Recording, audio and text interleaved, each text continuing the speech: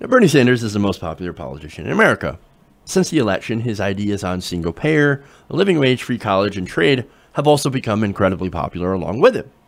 Who knew? Now, that is not only an issue for corporate Democrats, but now actually has Republicans afraid. Now, and when Republicans are afraid, they happen to become vicious. Now, a good example is a recent spate of articles in right-wing media attacking Jane Sanders, Bernie Sanders' wife, over some bank loans while she ran the college in Burlington. Now, in some of these articles, Bernie Sanders himself has been accused of using his political office in order to pressure banks to sign off on these loans.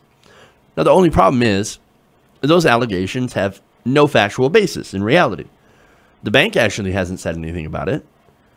And of course, the bank, you would think, would be the ones to actually say something about it. They would be the ones to get involved. But since they're not involved, they're not saying anything about it, well, you don't really have anything there. So if the bank isn't alleging this, well, who is? Well, let's go to the source.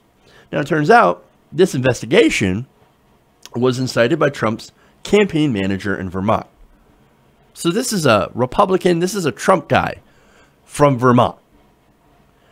Now, this guy is named Brady Tunsing. Now, another report revealed that their claim was predicated solely on hearsay from Republican State Representative Don Turner. So again, this is deeply embedded in the right wing. That's why it's been making all of its rounds in right-wing media and also picked up by the establishment media. Now, this was an issue that you might have heard during the 2016 primary, because this is not a new issue. This is an old issue. It was brought up during the primary. And of course, during that time, it kind of fell flat like all the other smears against Bernie Sanders. That is until the establishment press picked it up. Or I should say picked it back up. Now, recently, Politico reported that Jane Sanders had lawyered up in order to fight the allegations from this Trump campaign manager. Now, no surprise, you've got really bitter Clinton supporters. You know, these are the people like Peter Dow, right, that are out there going, oh, that Bernie Sanders, I hate that guy. He caused Hillary Clinton to lose because he was saying bad things about her, which were actually true. And we're so mad. I am so angry at that Bernie Sanders. Oh, look, unsubstantiated claims from right-wing websites. Oh, I jump in it. And that's exactly what they did. Now, Clinton supporters have joined in together in going after Bernie Sanders and Jane Sanders in order to smear him. Now, why? Well, because there's speculation that he's going to be running in 2020. And not only that, but he's also the most popular Democrat in the country. And people really like his ideas, and the establishment, they hate his ideas. Now, just a couple of days ago, for example, Vox's Matthew Iglesias put out an article calling Bernie Sanders the 2020, the front runner for 2020. And he's right. Bernie Sanders is the natural front runner, because if we go back to, you know, when they were talking about Hillary Clinton in 2016, well, she lost to President Obama in 2008. She lost the primary, but she got the second most amount of votes. So following that logic, Bernie Sanders, who ran an incredibly effective campaign during the 2016 primary and got 46% of the vote among Democrats, he's in line to be the front runner for 2020. That's if he chooses to run again. And there's a lot of speculation that he is looking into it. That he's, I mean, right now he's going across the country and he's actually doing some town halls. He's actually going and defending healthcare in some red states. So he's going around the country. He's talking to people. There's really good speculation that he's going to run in 2020. Now, the establishment hates that, and so do the Democrats, right? Now, of course, a couple of articles out in Vox that are seemingly positive. That doesn't mean the establishment Democrats are embracing him or anything. I mean, recently he was left out of a poll from the Center for American Progress, headed by Neera Tanden, that had a poll out for different 2020 contenders. He was left out. Huh, that's pretty strange. Most popular politician in the country, ran as a Democrat, he's not in the poll of possible Democrats. Oh, that's weird. Now, before you think, yeah, but he's not a Democrat, for one, he still ran as a Democrat. And he's the most popular politician among Democrats. He's got an 80% approval rating among Democrats in the party. So you would think they would want to include him, right? No, of course they don't want to include him. Well, another argument is, of course, he's too old. Man, he's going to be 79. God, he's going to be old. Oh, but wait a minute. Joe Biden, who happened to be in that poll, he'll be 78. Why are we not talking about how Joe Biden is too old? Oh, that's really weird. It just seems like they wanted to not include him because they don't like him. Oh, that's really strange. No, of course not. Okay, so look, the reality is the center hates him. The center, the centrist Democrats, the corporate Democrats, they don't like him, and neither does the right wing, which is obvious. Now, what's funny is that there's not a lot of people who are in the center anymore, or at least what were considered the center, and there's not a lot of people on the far right, which means most of the country actually likes Bernie Sanders. In fact, we've got polls to back that up. Even Fox News polls that put him at a 60% approval rating across the country. Again, the most popular politician. Now, that happens to be very bad news for Donald Trump, as well as the Republicans. Now, because of his threats to Donald Trump, who's probably going to be running in 2020 if he lasts that long, according to those threats, or because of those threats, Tunsing has been viciously attacking him. Now, for that, I go to Mike Sonato, writing in The Observer. He said, Tunsing has filed frivolous complaints about Sanders before, and his consulting firm has a reputation for mudslinging. Oh, that's wonderful. Part of his accusation was that James Sanders' oversight financially damaged the Roman Catholic Diocese of Burlington. Now, let me give you some details on that, because that's another smear that's been going around. According to Vermont's local NPR source, the complaint centers on the sale of the diocese's 32-acre headquarters to Burlington College in 2010, and the subsequent financial problems at Burlington College that resulted in the diocese receiving a little less than what was originally decided on. Now, they sold this for $10 million. The diocese sold it for $10 million. They only received about $8 million. Oh my God.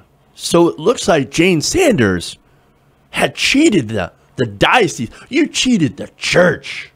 But wait. Now, while Tunsing alleges that financial malfeasance by Sanders, he alleges that she perpetrated federal loan fraud by overstating the value of donations that would be available to underwrite this purchase. Now, she says that, he says that precipitated fiscal conditions that resulted in a $2 million loss to the diocese. He said the public harm in this case is substantial, and it should be part of your decision whether to open an investigation or pursue charges, according to a letter he sent to U.S. Attorney Eric Miller. Now, what harm? Now, that's an interesting question, because with the facts, with what I said there, that they originally agreed on $10 million, the diocese ended up getting $8 million, so it looks like they got cheated out of $2 million, right? Well, no, because just like the bank case, the diocese is not only saying anything, is only not saying anything bad against Bernie Sanders and Jane Sanders, they're actually rejecting this claim of harm. Here you have Bishop Christopher Coyne, who says the harm of which to which Tunsing refers to doesn't actually exist. Quote, we don't obviously want to get involved in a political battle involving presidential candidates.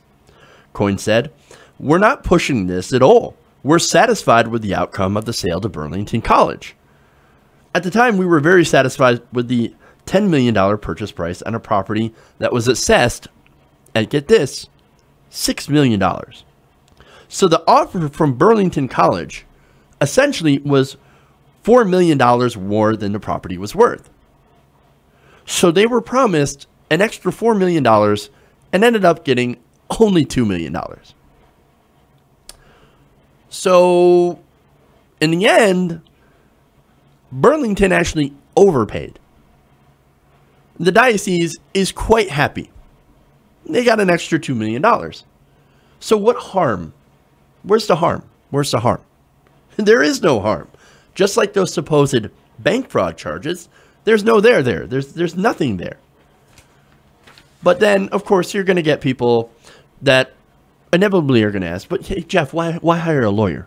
Why did they have to lawyer up then? Gotcha, Bernie bot.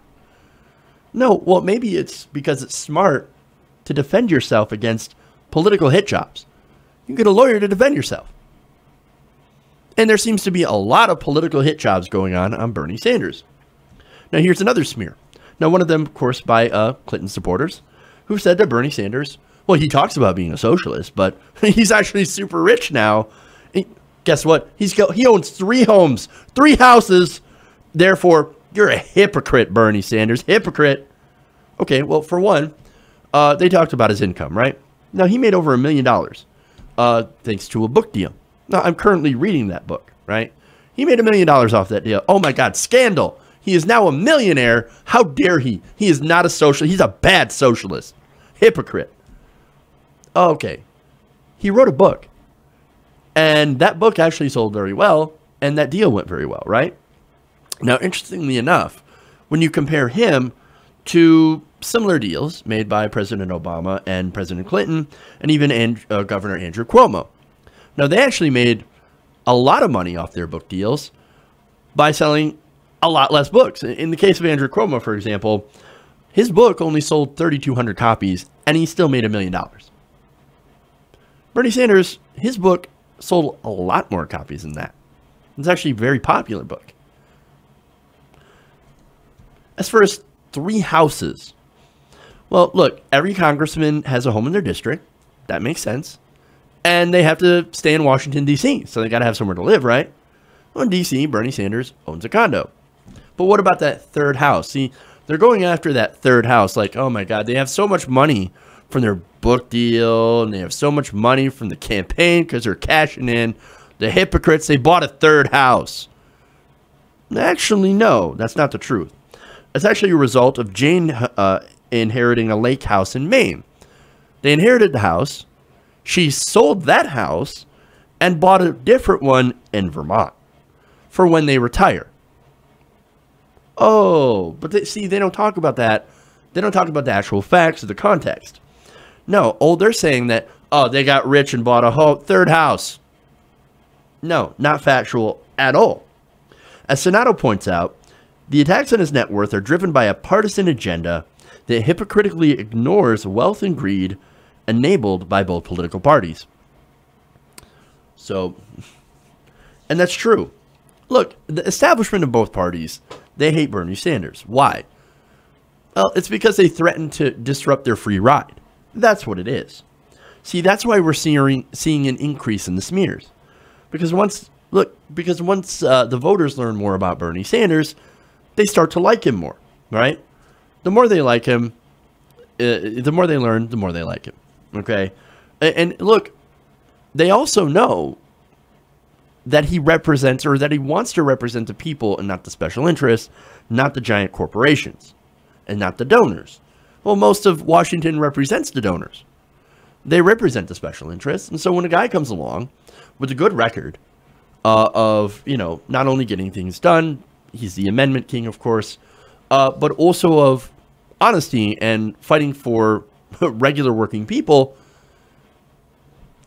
these other guys see that and they go, oh shit, we don't represent the people. But it turns out the people actually like that when their representatives don't take massive amounts of corporate donations. Shit. We got to do something. I know. Smear, smear, smear. Let's partner with the Trump people. Speaking about the establishment, because, the resistance, right? These are the people that are like, oh, resist. We're going to put on our resist hats, and we're going to resist the Trump administration to everything, except when it comes to smearing a progressive. Because if there's one thing the establishment, the centrist corporate Democrats hate more than the Republicans, it's progressives. Those are the people that the progressives, they become lions. The corporate Democrats become lions when challenged by a progressive. When they see somebody who's progressive, who challenges their,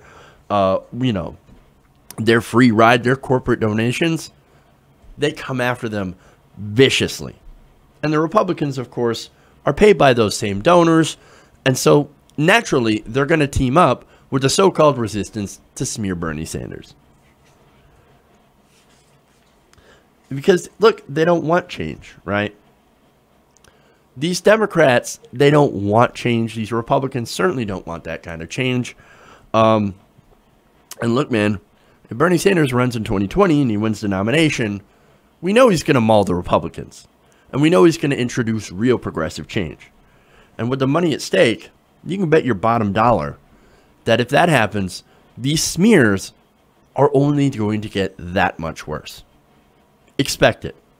Hey everybody, thanks for watching this video. If you want to see more like this, please hit the subscribe button below. And if you want to support truly independent progressive media, please consider becoming a patron at patreon.com/TYTNation.